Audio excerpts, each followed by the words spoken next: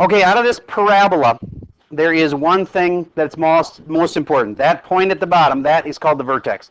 And that is at the point 3, 1. Just by noting this, could you write the equation for that parabola? Yes, you could if you knew what's called vertex form.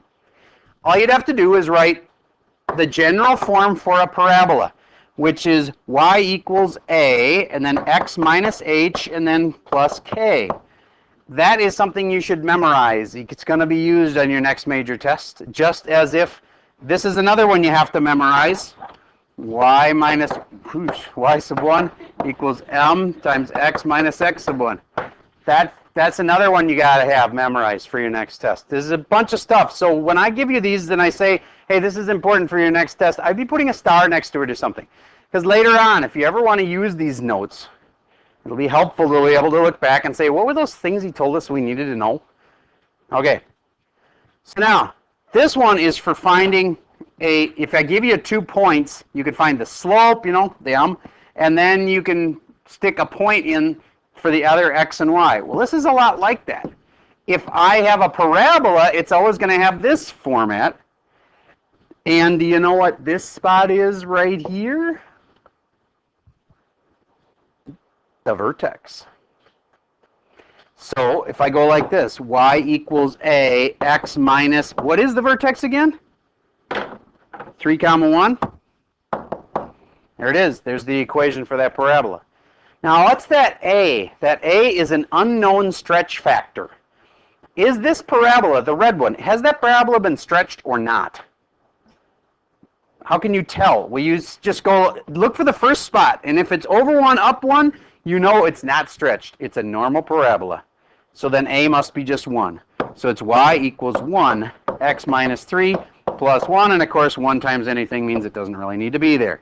So there's my final answer. And by the way, I should have been squaring this the whole time. I just forgot it's a parabola. All right. Yes? What if there's a stretch or shrink on the inside of it? How do you know? If there's a stretch or a shrink, you just have to, actually, we only have one, because believe it or not, any inside stretch or shrink can be represented with an outside stretch or shrink. Let me give you an example. Let's say I had a V shape, and I have a normal V shape is like this. If I want to make it go like this, that can either be a horizontal shrink or a vertical stretch. And so we simplify it by you only have to know one thing, an outside or a vertical stretch factor. So you can do any problem like this using only a vertical stretch factor. All right, so here's the main moral of the story. If you have an equation given to you, either a graph or an equation, you should be able to find that vertex. It's a picture, you just look for the vertex. There it is. Oh, 3, 1. I want to move it now. Not real complicated. I'll just move it right. How about there? Would you write me the equation for that parabola now? Do you have to include the a? Well, we happen to know this one is not stretched, right? So then you should include the a, but you should know what the a is. See, if we were just in higher algebra last year, like last year, we probably wouldn't have included the a part. Now we're moving up in the world. You're in pre-calc. You should be able to handle the stretch factor. And it becomes the hard part on the test, is finding a. Right now I'm starting with an easy one. So this one's -4, -1. So you put it into the equation. You should have said y equals, honestly, for the first, until you're really good at it, I would always do this. I get used to that thing. Just like you need to know y minus y sub 1 equals m times x minus x sub 1. You need to know it. I go back to it all the time, and I'm good at this. Y equals, I remembered the a was the stretch factor. See, the other thing is, if you try to just skip over this part, you might forget that there is even a stretch factor. Okay, the a is 1. I'm at least aware that there should be a stretch, and the stretch factor is 1. And then I go x, and then I got to be careful in this part, because there's negatives all over the place. So, do you think I should put 4 or -4? Plus 4 or -4? Plus 4 is correct. Here's the way you can think of it. And the other one is a -1. This one, the first number, is always going to appear in the equation as the opposite of what you expect. You remember how that inside is always opposite of what you expect? This works with that whole theory that whatever's inside is opposite of what you expect. So if this says plus 4 in here, that means the point must have really been negative 4. And the outside always is what you expect. It's a negative 1. I would expect it to be negative 1, and it is what I would expect. It's on the outside. All right, and why is my equation not right? Just a little thing, and people always forget, and I just forgot again, but I just remembered. Squared. All right. Now, another thing that we can do with these parabolas is ask you, what is the axis of symmetry? It's a really pretty simple question. You know how there's symmetry in a parabola, right? And you get the line of symmetry for the parabola just runs right down there. Well, that's either an x equals thing or a y equals thing. Which one is it? Is it x equals thing or y equals thing? It's x equals. And it's x equals, in this case, what? Negative 4. If you know the vertex, then all you have to do is say the x of it. Okay? So what is the vertex on this guy? Negative 4 comma negative 1. So what's the axis of symmetry? X equals negative 4. You just have to reiterate what the x was. That will be the line that goes right down the middle of the parabola. So I could tell you I have a different parabola that has a vertex of 6 comma 7. What's its axis of symmetry? It's super easy. Not 6. You'll write that and you'll get it wrong. X equals 6. Why the difference? Because that's a line. X equals 6 is a line that goes right here through 6. Okay, but if you just say 6, that is not a line. That's part of a point. All right, so yes, the 6 is the important part, but you need to say x equals 6. I'm trying to reinforce this because it's a really common mistake. The axis of symmetry needs an x. Okay, next part. If I have an equation like this guy that we just did there, and I just figured it out, it was y equals a is 1 times x, and then I go the opposite of negative 4 plus 4 squared, and then this was at negative 1. Trust that part. There we go. Would that be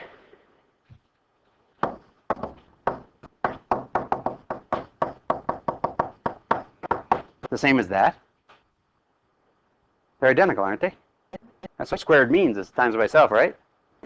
Would that be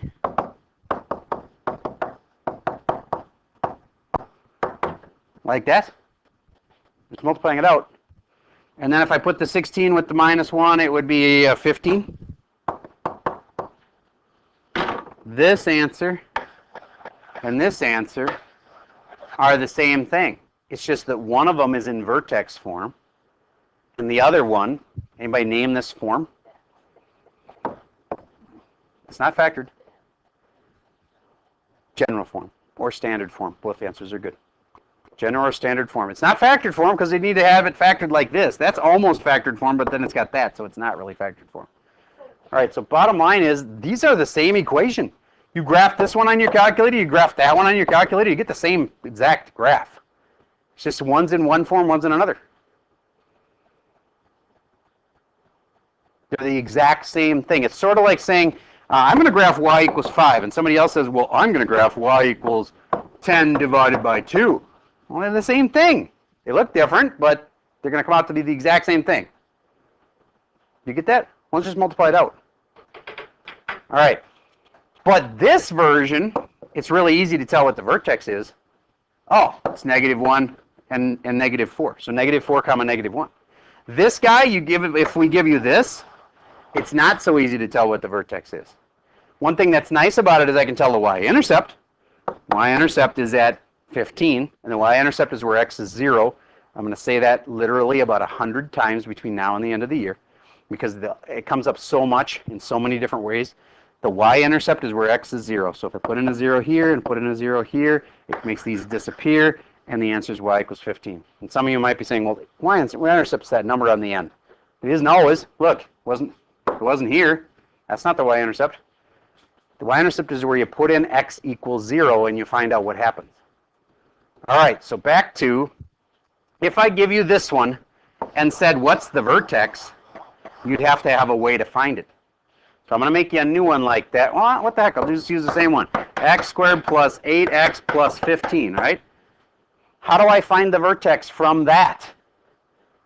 Well, you use this next little formula that you need to memorize. Put it back by the other ones you put the star by. X equals negative b over 2a. Have you ever seen that little formula before?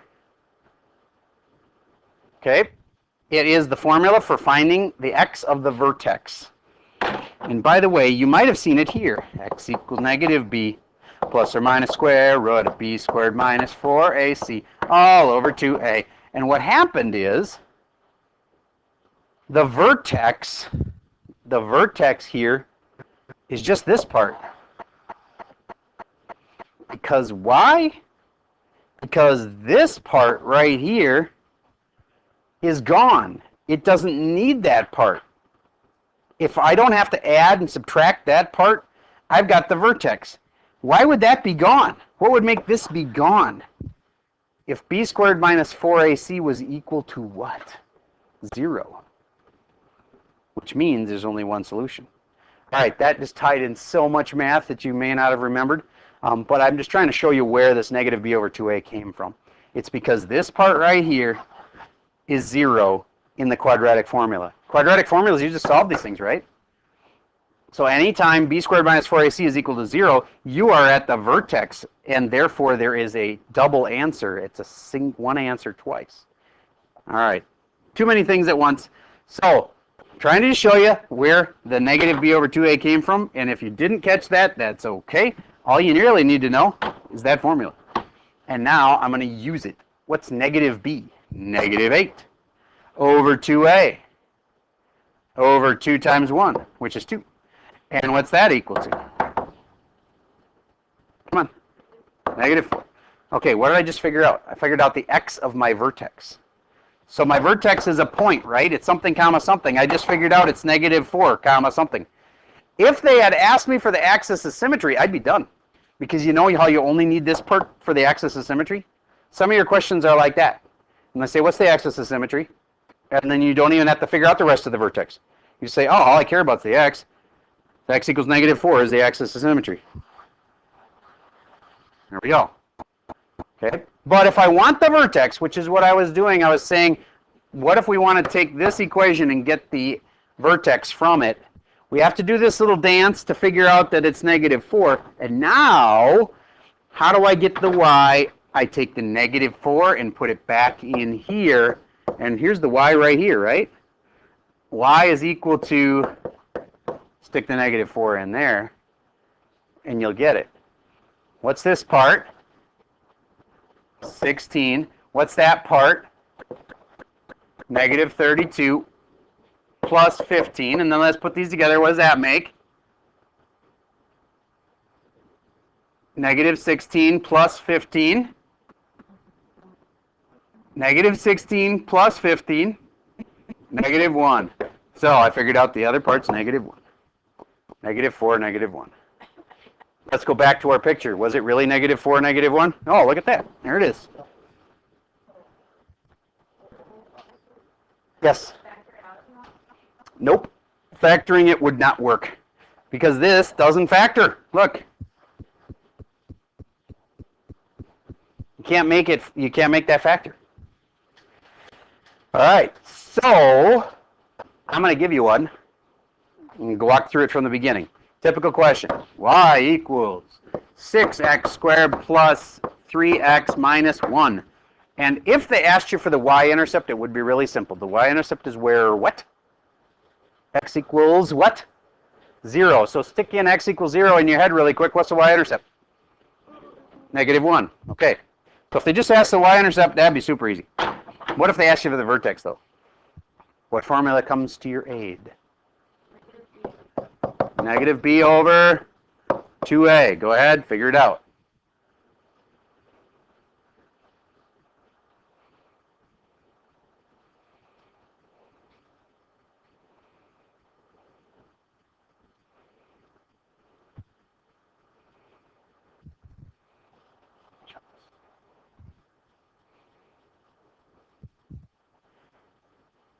Negative 3 over 2a is 2 times 6 is 12, which makes negative 1/4. All right. Now, how many got that? Raise your hand if you did. Okay, good. Now, if I needed the whole vertex, this would be ugly. I'd have to put that here and figure out what y is. That would be a pain in the neck, so I'm not going to make you do that one. All right. I'm going to give you another one off the picture here. And say, all right, let's say I gave you this picture right there. Write the vertex form for that.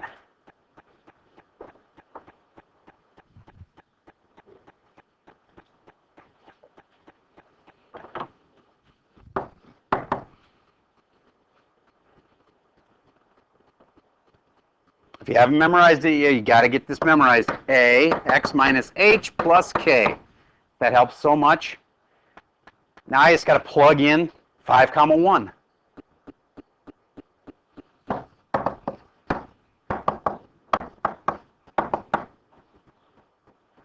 Careful when you plug in that in. Did I do it right? You see, I was supposed to put in a 5 there, but I ended up with a negative 5. Is that right? Yeah, because it's counterintuitive on the inside there. All right. And then, does this have any stretch factor? We already established it does not, so that's really a 1. So there, I'm done. Oh, and squared. Sorry. Okay. Then, I'd like you to multiply that puppy all the way out and see what you get in general form. You're supposed to be good at this.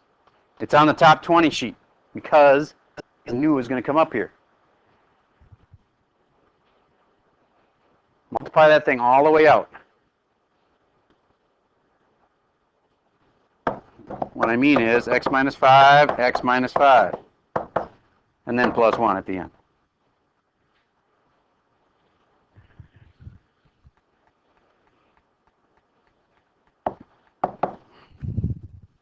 X squared minus 10x plus 25, but then plus another 1 makes plus 26. There we go. Okay. What if I gave you this and asked you to find the vertex? You couldn't factor it. Wouldn't work. How do you find the vertex again? That little equation? What's the vertex equation? Negative b over 2a. Remember what it is, too. It's x equals negative b over 2a. Use it. Stick the numbers in, figure out.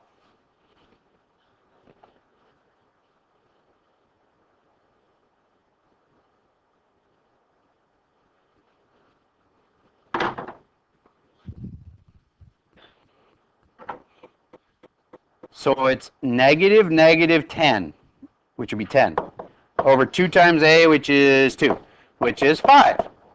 So x equals 5. Is that the vertex? No, that's part of the vertex. 5 comma something, and then you got to figure out the other part. How do I get that? By putting the 5 in here. 25 minus 50, which makes negative 25. Negative 25 plus 26 is 1. And 5 comma 1 is where it's supposed to be.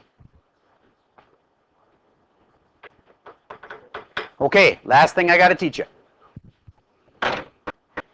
If they give you the vertex and one other point on the parabola, you can even handle ones that are stretched. We haven't been doing anything with stretches yet, but now we are. Now, if I got to just take this guy out of the picture then, and instead I'll have a parabola that's going to be right here, and I'm going to make it stretched with a factor of 2. I'll keep it simple. Going over 2 and up, instead of 4, I'm going to go up 8. I got to go up a little higher on my screen here. Over 2 and up 1, 2, 3, 4, 5, 6, 7, 8, instead of 4.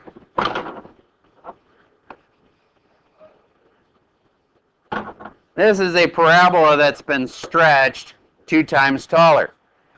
Okay?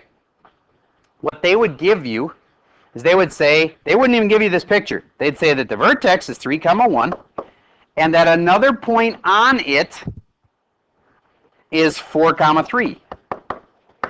how can you use the vertex and another point on it to make the line? Does this ring a bell at all? Do you remember that yesterday we had an equation that had 2 points and you had to take your 2 points and stick it in the thing and figure out your answer? You know? If I give you 2 points, you'd use this thing. Y minus y sub 1 equals m times x minus x sub 1. But that's for a straight line. What formula did I just try to pound into your head? The one for the quadratic. Do you remember it? A x minus h squared plus k. Perfect. Now you use that formula. And you take your 2 points and you stick them in. I'll show you how. The vertex is the most important one because that one has a home. We have to put the vertex right here. That's where the vertex goes. So you rewrite this as y equals a times x minus, and the vertex is 3 squared plus 1. Okay? What don't I know yet? I don't know a yet. That's what the other point helped you figure out. So how do I take this point and stick it in here? Well, there's only one logical place it could go. It's an x and it's a y. It's going to go here and here. And then I'll be able to solve for a because a will be the only thing left. Okay, so the x is 4. I'm glad you appreciate the coolness of it. All right. And the y is 3. And so you have 3 equals a times 4 minus 3 squared plus 1. And solving for a should be easy by now. That becomes 1. 1 squared is 1. 1a is just a. So this is really 3 equals a plus 1. So what's a got to be? All right, 2. A must be 2. And remember the blue parabola we started with? Didn't it have a stretch factor 2? Ah. All right, so now you can even handle it when the stretch factor isn't quite as nice.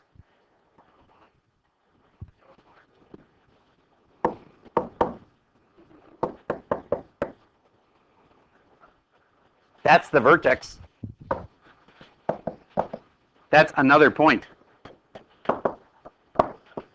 That other point can be any other point. As long as it's on that parabola, it'll work. Try using that new y equals a, x parentheses squared plus k. Stick the numbers in the right spots and solve. When you're done, you should be able to write an answer like this. I think the equation is y equals 5, x minus 4 squared plus 7. You should be able to write me that, except that's not the right answer. It'll look like that, though.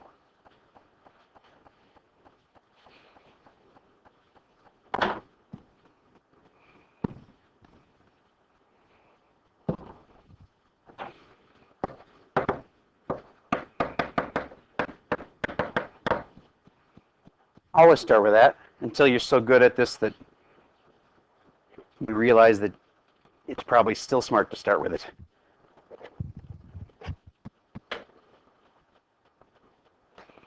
Mr. Yu, tell me how to keep going from here. Okay, so where should I put that?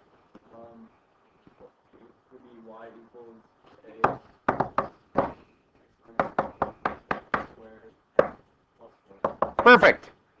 Does this make sense that that's the opposite of 4? Yeah, because it should be the opposite. All right? Uh-oh. That is the Oh, that isn't the vertex. George, you misled me. He was all right except for, what should be in there, George? There you go. Sorry. Okay, good. Now, why can't I just stop there? Because I don't know x, or I don't know a. If I had a, I could stop there. I'd be done. But I don't know a. Who by now has already figured out a? All right, so 5 of you will be able to pass this so far. And we'll get to the rest of you there. Okay, where do I put the other point? The 4 comma 4. 4, 4. Now I'm going to solve this. 4 equals a, parentheses 4 minus 3 squared plus 1. And now I just figure that out, which comes out to 1 squared, which is 1. 4 equals a plus 1. What's a got to be? Wait, isn't it, when did you do 1 plus 1? Okay, I've got to do it in the right order, though, Carter. Do you get that that part has to be first because it's squared? Yeah, that's 1. All right. But that's 1 times A, not plus 1.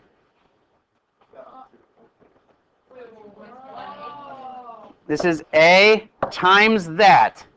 That's 1A plus 1. A plus 1.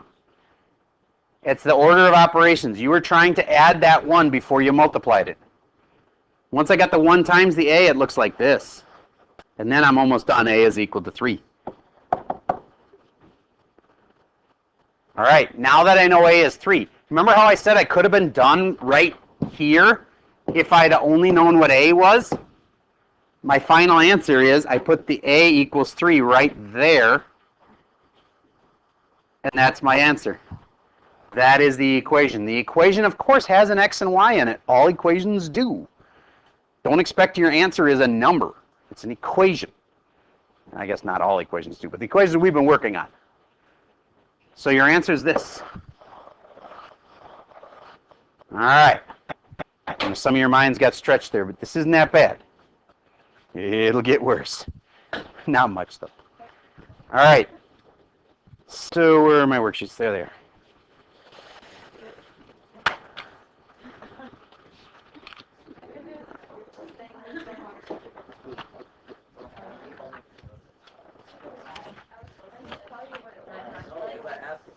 The last phrase.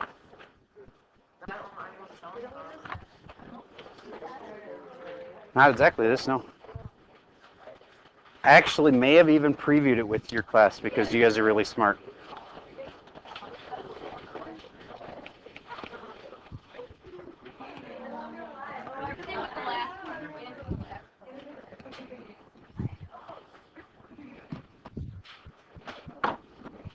Okay.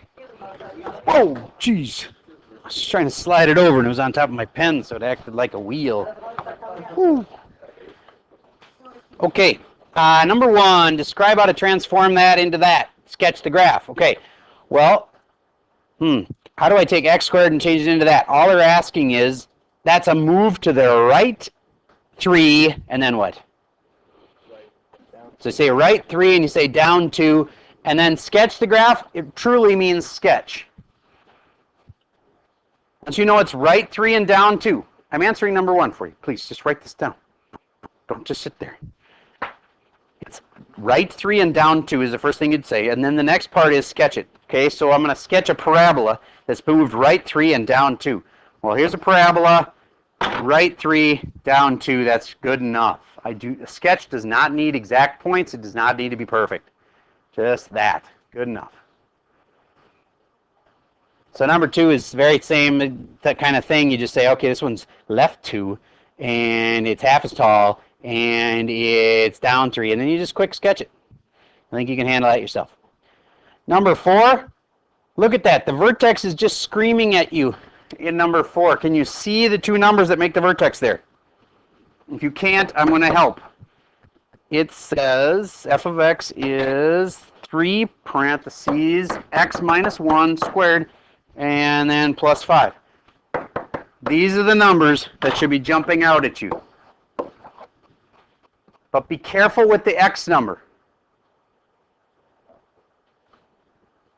Go ahead. All right, so this one should be 1, comma 5. Careful you don't say negative 1. It's a really common mistake.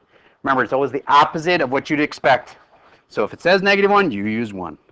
So the vertex is 1, comma 5.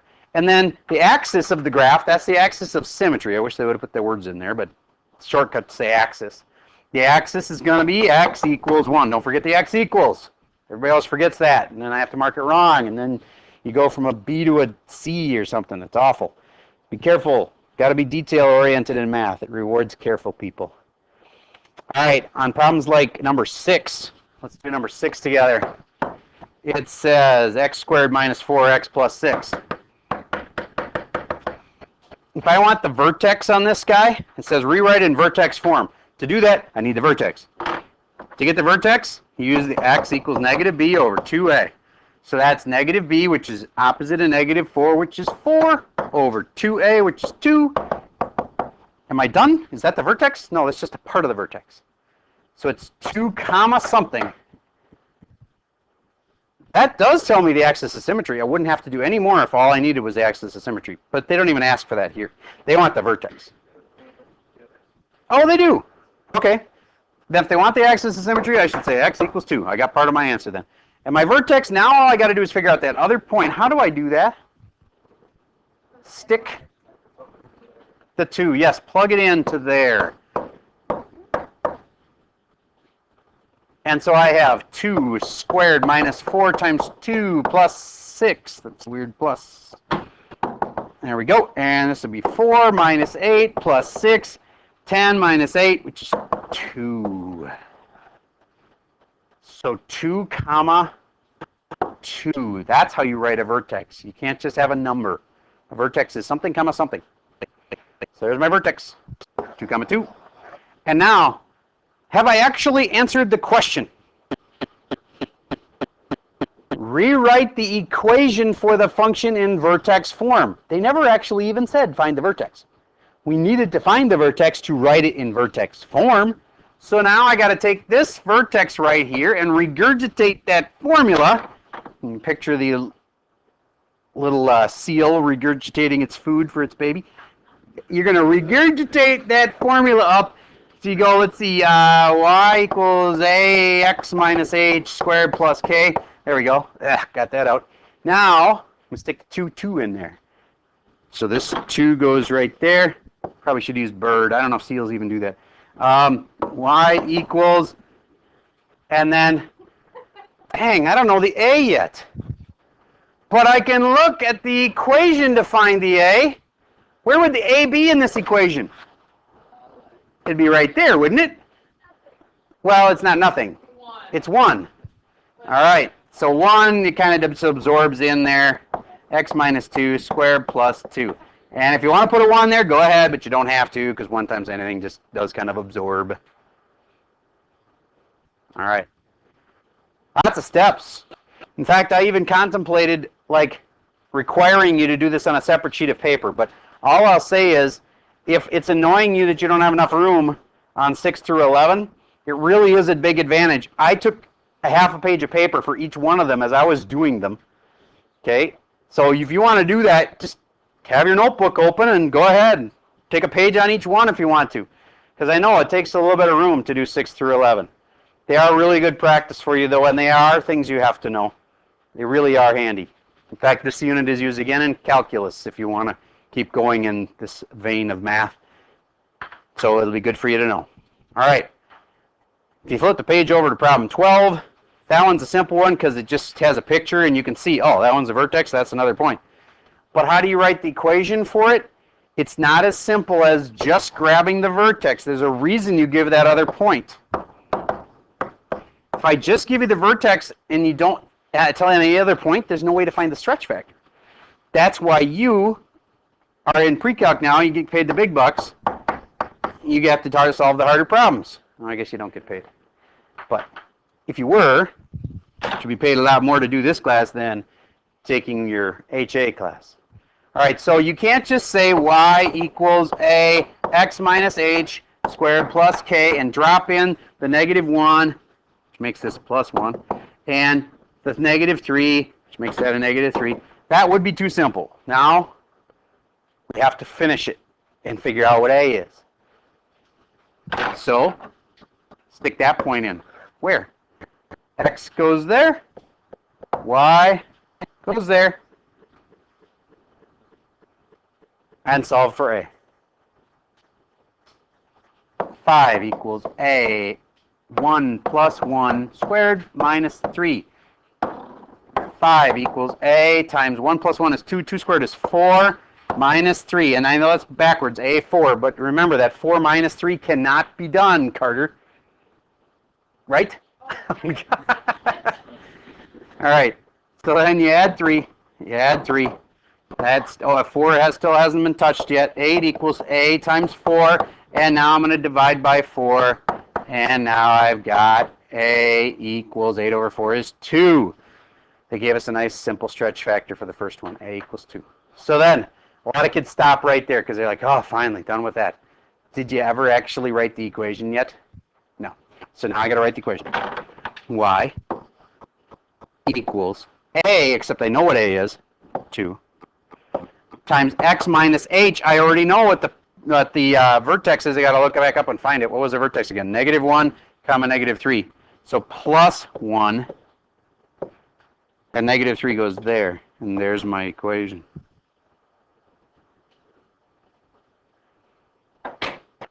You got 2 new equations that I just gave you today. This whole process, what you just learned accounts for almost half of the tests that you're going to have. So that's a lot of stuff. It wasn't that hard. There was a lot of little stuff in there. Okay, your next test comes next Tuesday. Obviously learn something between now and Tuesday, but next Tuesday. All right, that's all I got for you for today.